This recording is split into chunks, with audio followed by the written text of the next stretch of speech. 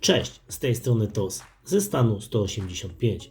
Od niedawna mamy w grze State of Survival dwa mechy wspomagające jednostki piechoty.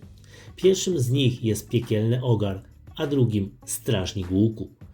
I w tym wideo chciałbym Wam przedstawić różnicę pomiędzy tymi mechami, tak byście mogli ocenić, który z tych mechów będzie dla Was bardziej przydatny i którego z nich będzie lepiej udoskonalać.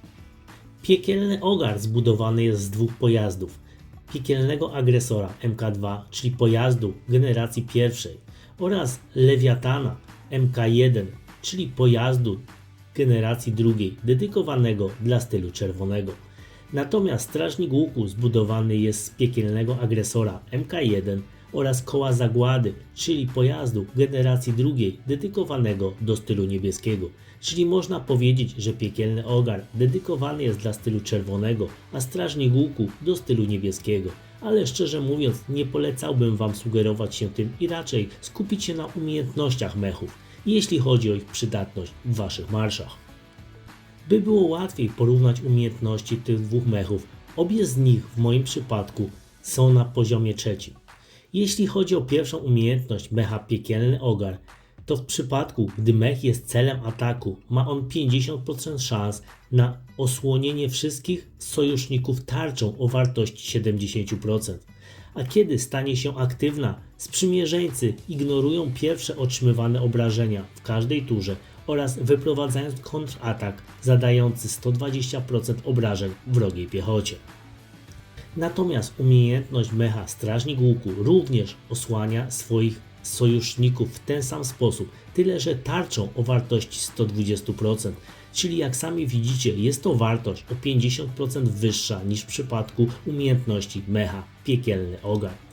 Dodatkowo, kiedy ta tarcza jest aktywna, sprzymierzeńcy otrzymują 3% więcej leczenia i wyprowadzając kontratak zadający 70% obrażeń wrogiej piechocie, czyli jest to o 50% niższa wartość niż w przypadku kontrataku mecha piekielny ogar. Ale ze względu na to, że są to mechy wspomagające jednostki piechoty, to wydaje się, że silniejsza tarcza oraz dodatkowe leczenie, które to posiada mech strażnik łuku, będą bardziej przydatne w walce. A więc sprawdźmy sobie teraz, jak te umiejętności wyglądają na polu bitwy. W pierwszej walce z przeciwnikiem ocalało mi 121 558 żołnierzy, natomiast umiejętności mecha piekielny ogar dały wartości 2860 punktów w kategorii zabójstw oraz 2156 punktów w kategorii tarczy. Natomiast przy użyciu tych samych parametrów wejściowych i użyciu mecha strażnik łuku po wygranej walce ocalało 154 034 żołnierzy.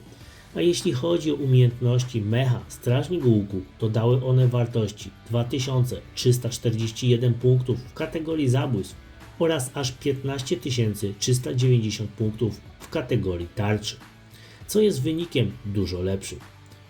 A więc jeśli nie rozpoczęliście jeszcze rozbudowy Waszych mechów, to jak sami widzicie, jeśli chodzi o umiejętności mechów, to wyglądają one dużo korzystniej dla mecha strażnik łuku.